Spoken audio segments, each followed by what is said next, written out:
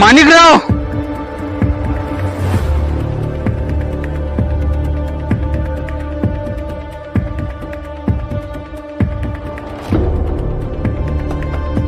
मालक यास्तोय तो नाम्याचा पोरगा वैभव.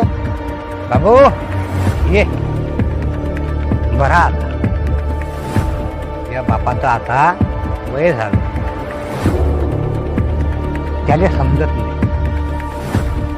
पण तू आता समजदार. माणिकराव, समजायला थोडा उशीरच झाला. हे थोडं लवकर समजायला पाहिजे होतं. उशिरा समजलं तर काय झालं, आजही